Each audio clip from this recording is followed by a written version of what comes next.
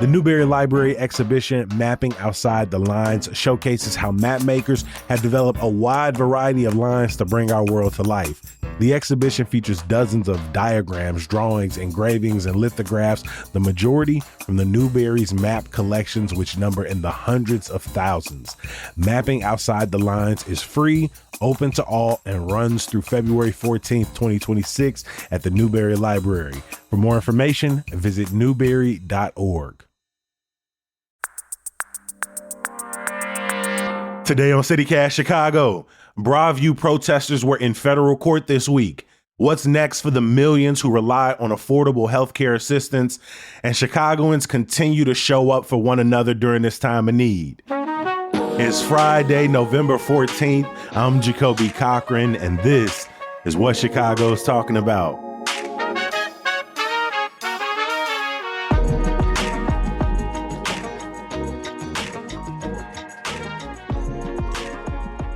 I'm joined this morning by the Chicago Sun-Times, Elvia Malagon. Elvia, welcome back to the podcast. Thank you so much for having me. We've also got the Trace's Rita Oseguera in the building. Rita, it's great to have you back with us. Thanks for having me. And for everybody listening today, if you are new to the podcast, welcome, welcome. We appreciate you being here. But if this is your first week with us, we are grateful to have you. Feel free to take some time later today, over the weekend, to kind of dig through the crates to see what you've been missing. If you are not new to this, but true to this, welcome back to another episode of CityCast Chicago. You know, every Friday, we bring in these amazing journalists to look back on some of the biggest stories happening in and around our city. And we are going to jump right in it. Over the last 2 months during this Operation Midway Blitz, this federal campaign to terrorize Chicago neighborhoods, residents, we've watched across the city as protesters have tried their best to stand up to protect their neighbors, their community members, whether it's following ICE agents blowing whistles, whether it's showing up outside of the detention facility, the processing center out in Broadview, where Chicagoans and other folks have been subject to tear gas on the regular, have been struck with pepper balls, have been assaulted, have been detained, and we have watched as federal judges have tried to step in at different points, whether it's trying to restrain the use of force from Border Patrol and ICE agents to, let's be real, varying degrees of success, from calling out the federal government for the abhorrent conditions inside, in some cases throwing out charges against protesters who were detained across the city or in Broadview. However, there were 6 protesters who were facing conspiracy charges and were in federal court this week. Rita, what took place this week?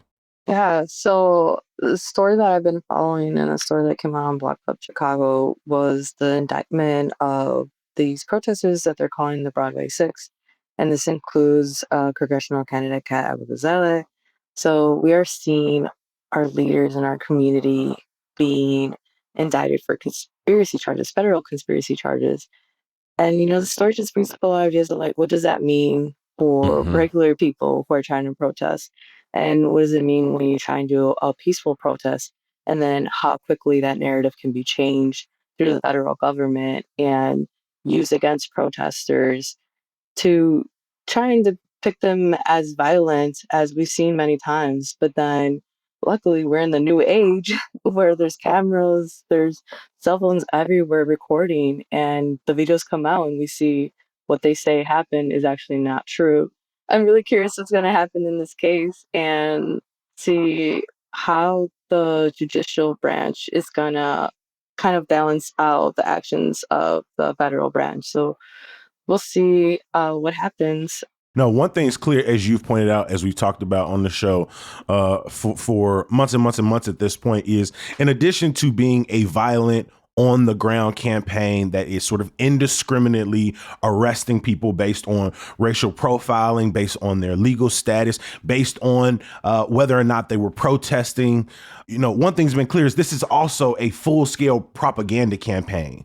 And one thing that I do have some small semblance of hope in is that this propaganda campaign is, for what it's worth, largely failing in the eyes of Chicagoans, right? We don't believe the stories about people here on varying legal statuses being widespread criminals across our city, right? We're not falling for that okie doke. Two, we don't believe the narrative that any of these large scale protests that have taken place are somehow these insurrection campaigns that the federal government is trying to paint, right? A federal court judge themselves said, we don't believe most of the narratives that ICE officials and Border Patrol officials are spewing in courtrooms and on news channels across the country. And in this same way, they are trying to spin every moment of dissension as folks trying to impede and injure officers, the way they try to spin these Migro Watch efforts as conspiracy. Again, we do not believe you. And my hope is that the precedent that these other federal court judges have set over the last few weeks, doing their best to step in and provide some type of a challenge to the federal government. My hope is for these 6 people, including, as you mentioned, Kat Abu-Ghazali, Michael Rabbitt, Andre Martin, Kat Sharp, Brian Straw, and Jocelyn Walsh. I hope that they are able to push through these charges that they're ultimately thrown out. But as we all know, regardless, having to go through this process is going to be burdensome, regardless of how long it lasts for these individuals. I think part of this narrative that they're also trying to show is that by putting attention on the protesters and their indictment, we're forgetting that why they were there in the first place, that Broadview has a long list of harassment, of discrimination, of bad conditions, and that's something that they were there protesting for. And I think that's really taking away the attention that's the main story, right? It's not that they're being indicted. It's not, they're trying to take attention away from what's actually happening. And I think that's part of why the charges happen in the first place as well. In this particular indictment, it's like 6 people that have been charged. But, I think it is important to see, there's been a really wide amount of people that have gone down to Broadview. We had suburban moms that got together and were like, we're going to go down there because we're against this. You've had members of the clergy from various different religious organizations go down there and basically try to do a mass for the folks that are detained and try to really give them that ability to, practice their faith, whatever that may be. And that's been denied too. So it's a really wide spectrum of people. The focus of the indictment is obviously on some politicians, but, there's also just ordinary folks like the suburban moms who are just kind of seeing these videos and seeing what's happening in communities and are against it. A lot of the people out there are just everyday Chicagoans, everyday Illinoisans, people from across the Midwest who just know this is wrong.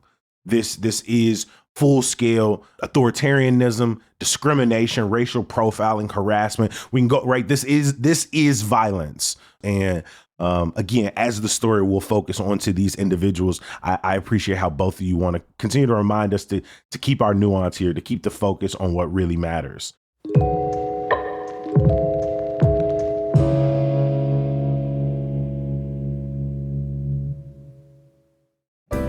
Christmas always comes early around Chicago, and if you're already dreaming of snow, Paramount Theater in Aurora is here with the holiday cheer. Snow, snow, snow. You don't get it yet? Well, how about this? Irving Berlin's White Christmas is playing from November 12th through January 11th. It's the beloved story you know and love from the classic movie, done with that Paramount flair that makes it an unforgettable experience. And if you don't know what I'm talking about, you're in for a great time. There's going to be epic dance numbers, spectacular costumes, pageantry, spectacle. I mean, come on. The best things happen while you're dancing. The best things happen while you're dancing. Irving Berlin's White Christmas is a family favorite that can bring generations together to celebrate the magic of the holidays. Get your tickets today at ParamountAurora.com. When you're dancing. When most of us want to learn a new language, it's not because we're dying to memorize grammar tables or ace a quiz. It's because we actually want to speak it out in the real world with real people. And that's what Babbel is great at, getting you there fast. Hey, it's Michael Zibiak, Chief Revenue Officer here at CityCast. My daughter's a senior in high school, and after graduation, we're taking a father-daughter trip to Spain. And right now, my Spanish is, let's just say, very high school level.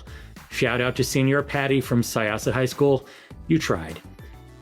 When we're in Spain, I'd love to do more than just ask where the bathroom is. I want to be able to chat with locals, order tapas, and actually connect, not just read the menu and point.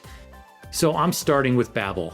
It's all about small steps, big wins, and it's super easy to fit into my life. Honestly, with how busy things get here at CityCast, I love that Babbel's bite-sized, 10-minute lessons fit right into my day, between meetings or over my morning coffee. I'm excited to pick up some real-world Spanish before we go, so we can experience Spain like locals, not tourists. Doesn't that sound better? Right now, Babbel's got a special deal for our listeners. Get up to 55% off your subscription at babbel.com/citycast. That's BABBEL.com/citycast for up to 55% off. Rules and restrictions may apply. Gracias and adios. Elvia, another big headline a lot of folks are reading this week is the longest federal government shutdown is over and agencies are starting to reopen. And we could spend all day talking about the various political machinations at work during this shutdown, the way that Republican officials also use this to continue their purge of the federal government. We've talked about some of the various ways it has harmed folks in Chicago, from the either reduction or elimination of SNAP benefits over the last few weeks, the increased confusion amongst air travel. But you recently wrote a piece that in many ways tried to remind people one of the issues that was at the very heart of this government shutdown. Can you talk about the Affordable Care Act exchange and these tax credits that really allow for millions to be able to afford their health care? Yeah, and that was at the heart of it, the issue. And now we're kind of like at this week, the government's going to reopen, but there has been no resolution on this. So these tax credits, a simple way of thinking of them is like subsidies, essentially. And they've always been around, but during the COVID-19 pandemic, when a lot of people were like losing their jobs and couldn't get insurance through their employers, there were these more generous subsidies that were created that made the Affordable Care Act plans like even more affordable. And a lot more people did sign up and get health insurance this way. And so as of right now, they're going to expire at the end of this year. So what that means is that like right now is open enrollment for if you get your health plan through the Affordable Care Act. And like Affordable Care Act is the official title, but a lot of people just remember it as like Obamacare. Mm-hmm. What they've been seeing is that their prices are going to double. So I talked to two families. One, they're an elderly family really living on a fixed income. And their story is kind of interesting because of our immigration process, it took decades for them to get green cards. So they were living in Australia and they came here, but by the time they came here, they were already retirement age. And so they don't have access to like Medicare because they don't have any like work history here per se. And so they're really living off their pensions from when they worked in Australia and have really just been trying to make it work. But they were told by a navigator that their plan is going to increase by $1,000 like each month. So right now they're paying about $1,000, and that's with an additional subsidy from a specific program in DuPage County. So now they're looking at like $2,000 a month. But for them, they're like, we're going to make it work however we can. If that means turning the heater like on 66 and leaving it like that, that's what they're going to do, because the wife has some very serious health issues. She had a kidney transplant. She was diagnosed with cancer this year, and she's had some other medical issues. So for them, it really is, a life or death situation. They need to continue to have health care. Another person that I spoke to, she's a single mom, lives in Evanston, and she's also a small business owner. And so really, she said for most of her life, she's been uninsured because when you run a small business or work for one, oftentimes you're not able to get employer provided insurance. She said her and her sister tried to do it for 1 year, and it was just way too expensive. So they turned to the Affordable Care Act to get their insurance. And for her, she says she's really like struggling and juggling. I feel like a lot of people might relate to this of like, you kind of have to figure out, all right, I'm going to pay a little bit of this month, a little bit of that. Maybe I won't be able to pay this bill.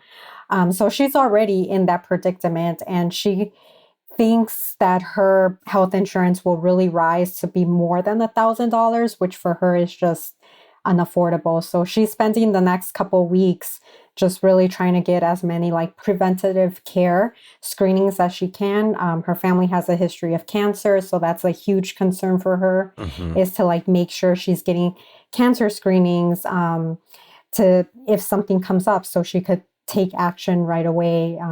She has this memory of like her father died when he was in his early 40s from colon cancer. She's in her 60s, so that's something that's like top of mind. Like she had a parent that died young. And so a lot of folks are just in this kind of predicament. And what, the Democrats and Republicans are saying is that they'll have a vote on this next month. But really for people, they're like already trying to figure out what to do. The deadline to sign up to get coverage starting January 1st is December 15th. So that's like a month away. And so it's putting people in a really hard spot to kind of figure out what they're going to do and how they're going to be able to get health insurance. Yeah. To have the social safety net ripped from up under your feet for people to be at this exact moment trying to figure out how to put food on the table as SNAP benefits are under threat. Even if people start to get their partial or full payments, there are likely millions of people who are going to be kicked off, given the rising costs of healthcare, these premiums, the fact that it is already difficult with these subsidies to find affordable healthcare. Like you say, millions of people could look up next year and be without food assistance, could be without the healthcare subsidies they rely on. And in this case, we know when people can't afford healthcare, they stop showing up to the hospital, stop going in for preventative care. We know that so many of us who may even have health insurance are one injury away from crippling medical debt. Like, we know all of these things, Elvia. Why has this been such a point of contention in the federal government? Yeah. I mean, there's some criticism that insurance companies should be taking on more of this cost. And there's questions about, why is healthcare like so expensive? So there's questions about that. But I think also like in general, the idea of like subsidies, like people don't really like that and feel like we're giving things away, but I don't think we are. I mean, people are paying every single month. So they're doing what they can to like really pay for this. And I think it comes up to like, a quality of life issue. It's like all these types of social programs are kind of needed to kind of sustain some kind of quality of life. And I feel like if we can't really have that, it's like, what's the purpose of living here then? Yeah, the discussion around food security, healthcare, housing, these are all at the whims of really capitalist talking points. They're not discussed as things every single one of us needs to be alive. And the way that the federal government has weaponized each of these in a way that we're not even discussing base access to them. We're at this point discussing, well, how do we make it affordable, which, right, even that is such a relative term, because none of these things, groceries, healthcare, rent, mortgage, none of these things are really accessible to a great amount of us. And so it really sucks that the story is that the longest federal government shutdown in history is over. But inside of that, there is this feeling that, Senate Democrats like Illinois' Dick Durbin, that they caved, that they once again put some of the most vulnerable people at risk and on the chopping block for the convenience of saying they ended this federal shutdown, which we all know was hurting people. But again, to end it with just a promise from a group of people who have not been trustworthy at all, feels as if we not only kicked the can down the road, but that we really sold a lot of people up the river with this decision. Yeah. Yeah. And the mom I was mentioning, she told me, because she's watching the news. Everyone is like watching the news to see what happens with this. And she said she was angry and she felt like Mhm. she was collateral damage in this back and forth. And um, yeah, I think a lot of people are kind of left in the middle of all of this. Rita, this year, Chicago has seen a record decrease in gun violence. The shootings across the city have declined, according to officials, by 36% by the end of September. And right now, total homicides are on pace for their lowest since the mid 60s. But those gains aren't necessarily seen in every single neighborhood and community. You recently wrote about the anti-violence efforts on the ground in West Garfield Park. Can you walk us through what you learned? So when I was looking at the overall numbers and how the city has declined 36% at the end of September compared to last year, we looked at the neighborhood level data and we saw that West Garfield Park had only declined 4.5% last year, by the end of September. And that's compared to other neighborhoods who are also having average, like city average declines, like South Lawndale had a 68% decline. So we're seeing other neighborhoods that have had larger declines. And, the question comes up, why is West Garfield Park trailing behind? And what does that actually mean on the ground? So when we talk to community members and to organizers, they said things have been improving in West Garfield Park, but that it just has been really slow and that it's just a history of disinvestment that's been happening in the community for years and that they're finally starting to see some attention to their community and they are going to see some new centers come up Mhm. in the coming years and they have some community hubs, some grocery stores, some entrepreneur hubs, healthcare, all of these things that they've been asking for years are finally coming.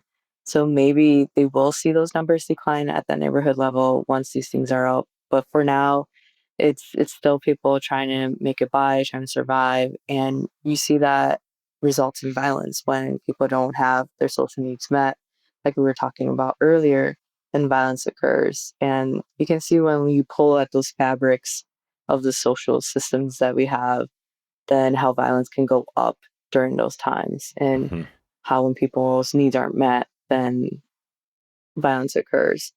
So I think West Garfield Park is just a really good example of how those social safety nets are important and how they've been fighting and advocating for their community to get the resources they need, youth services, housing, jobs, all of the basic necessities. And hopefully, in the coming years, when the new centers come out and these resources are available and accessible, then maybe we'll see more changes in West Garfield Park. But I will say that overall, the gun violence has been reducing over time in West Garfield Park. It's just the year by year where you see how the differentiating between neighborhoods and how it's still trailing behind from other neighborhoods. Yeah. You mentioned the Sankofa Village Wellness Center. It's a planned 60,000 square foot facility with the hopes of serving 170,000 residents with a gym and a health center, early childhood development programs. What is the feeling around the city and the state's investment in anti-violence efforts? We saw throughout the pandemic when there was some federal relief dollars, those efforts were funded pretty well. In, sort of the recent city and state budget proposals, some of that funding may remain flat in the coming year. But, when you talk to people, what they really say they need is investment. How are they feeling about the way city, state, nonprofit organizations are starting to provide some more of those critical resources? Some of them are still wary because Hmm. there's been a history of disinvestment. And even former Mayor Lightfoot at Invest Southwest Initiative. And some people liked the things that she was doing, but they didn't feel they were involved enough in the decision making Hmm. process. So you see that kind of hesitance with people, but there is a lot of optimism and there is a lot of excitement for these new hubs and these new affordable housing that's also being built in the area. And they feel that Mayor Brandon Johnson has been paying attention to them and they've done a lot of community listening sessions and they feel like they've been more heard in a lot of Hmm. ways. But again, a little hesitant, positive, but hesitant, I would say. Please check our show notes where you'll find all of the reporting from Rita Oseguera at The Trace and Elvia Malagon at The Sun-Times.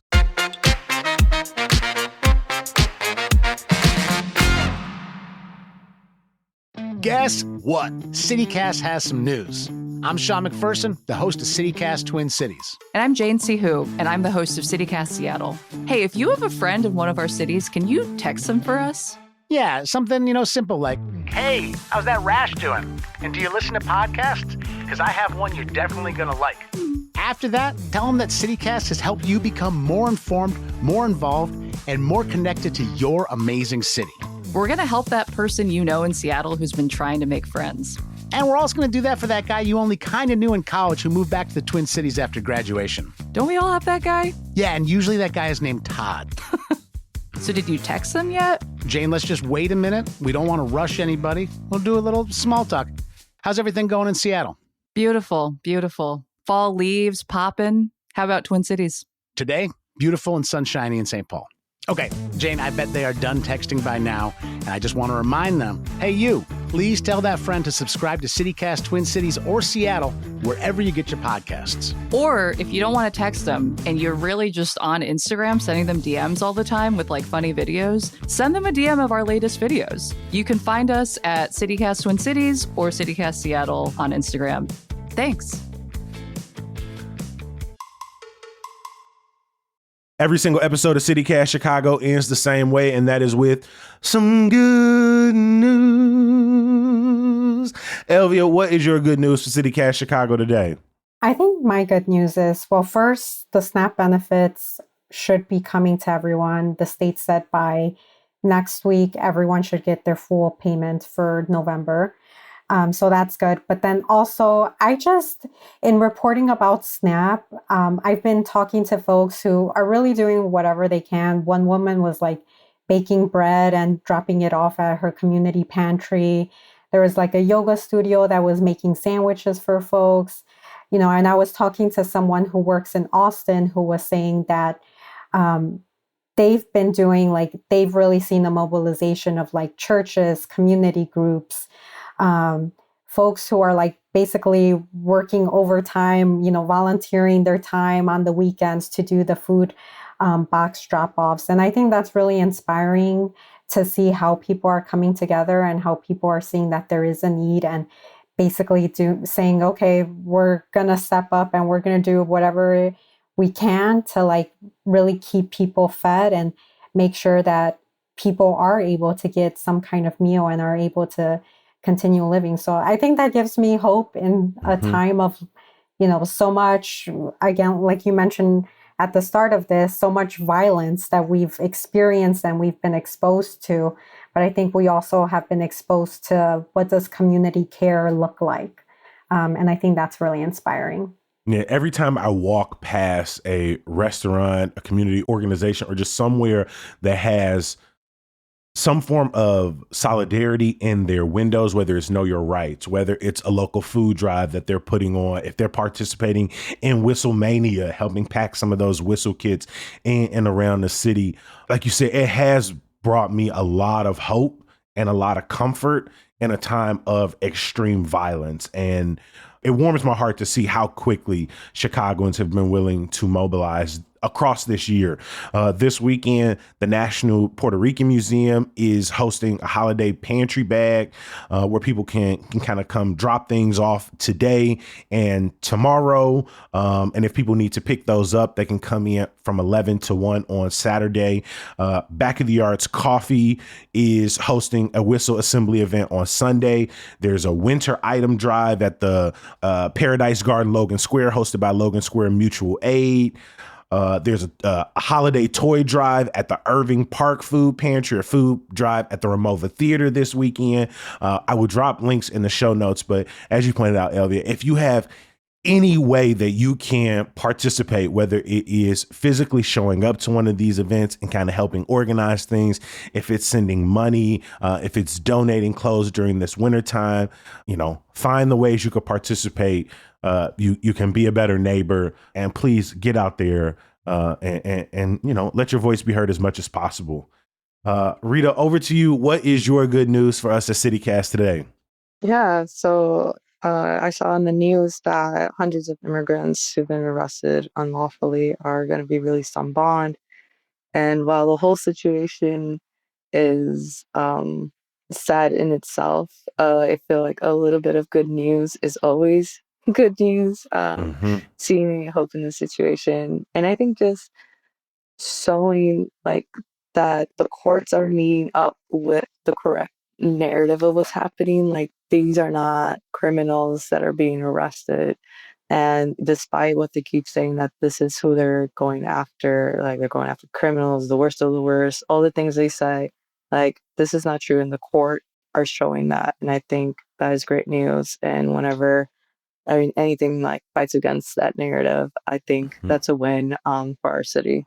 100%. Reading some of these responses, hearing some of these responses from judges who essentially are like, you know what, I'm not buying your bullshit, has been appreciated. Like we talked about even in this conversation, the way the federal government responds to those rulings, maybe ignores those rulings, tries to go above and around, is always willing to appeal, right? That is the sort of dance of the criminal legal system. And we knew that to be true, but it is, you know, it does provide some modicum of hope that, you know, multiple judges have stood up to this authoritarianism over the last few weeks and months. And my hope is that there have been reports this week that, you know, the federal government does not plan to stay through the start of a Chicago winter. I've seen some pushback from that from some officials, but my hope is, you know, while this terror campaign is far from over, and you know, the consequences of this we will be dealing with for years to come. My hope is that their physical presence of sort of lording over neighborhoods, of tear gassing neighborhoods, of profiling street vendors and kidnapping parents at school pickup and going into daycares and dragging people out on camera. My hope is that starts to come to an end in the coming weeks and months. I want to close us out. My good news. I got a few things. One, it's the 83rd annual Christmas Around the World and Holiday Light Show taking place at the Museum of Science and Industry this week. Santa is coming to MSI. Santa Larry is going to be in the building. So please visit the link in our show notes to get their full schedule. And I'm also happy just to be hanging out with my brother this weekend. We're going to see Jameson at Outset. This is an artist my brother has been putting me on over the last pretty much all of 2025. And I'm just happy to see him, a person who works nights in a hospital, who never really gets to go outside and enjoy himself. I'm just excited to see my brother get a day off and go out and let his very, very, very long hair down. And so that's some personal news, some community news. Remember, you can check the link in our show notes for all of the stories we covered today, many of the events we talked about. But before we get out of here, please join me in giving a huge round of applause and showing our gratitude to our guest today from the Trace, Rita Oseguera. Thank you for making time for the podcast this week. Thank you for having me. And from the Chicago Sun-Times, Elvia Malagon, always a good time. Thank you so much. Before we close out on yet another week, I want to give a huge thank you to our new CityCast Chicago neighbors, Omalayi R and Adele Marie B. Thank y'all for signing up. In addition to the ad-free listening, they also going to get invites to our CityCast Chicago neighbors only events. Every week, we're going to be sending them some of our favorite things happening in and around the city. If that sounds appealing to you, then head over to membership.citycast.fm. Kobe, how much is it? $10 a month, or if you got it like that, go on and throw us $100 a year. I understand if right now you ain't got it, or this, you know, ain't a high priority, but my hope is that the more you keep coming back, the more we keep delivering on our promise to expand Chicago for you, what this city looks like, the ways you feel connected, then eventually I think we'll convince you eventually. I also want to give huge thank yous to the people who help build this newsletter and podcast every single day. That starts with executive producer Simone Alicea, our producer Michelle Navarro, our Hey Chicago newsletter editor Emmy Mack, our social media manager Rick Homuth, our roving producer this week Lizzie Goldsmith. Additional music this week from Cecilia Sanchietti, courtesy of Triple Scoop. My last thank you as always is for you. the people who listen to CityCast Chicago, who make time and read Hey Chicago whenever and wherever you are. Thank you. I have probably said it 1,000 different ways at this point, how much I am grateful for you stopping by. And I don't just say that because, as you may assume, they pay me to say that. No, I say it because almost 5 years in, this is still the coolest, most captivating, and most humbling job that I've ever gotten to do. And the opportunity to learn alongside of y'all, to share my story and the story of so many people across this city, people who are trying to build this place up to the best of their ability. An honor of a lifetime, truly. And, maybe it is just a silly little podcast on this random corner of the internet, but it's our silly little podcast on this random corner of the internet. And I hope you will join us once again, bright and early on Monday, or, whenever you listen. We appreciate you. We'll be back. Talk to you soon. Peace.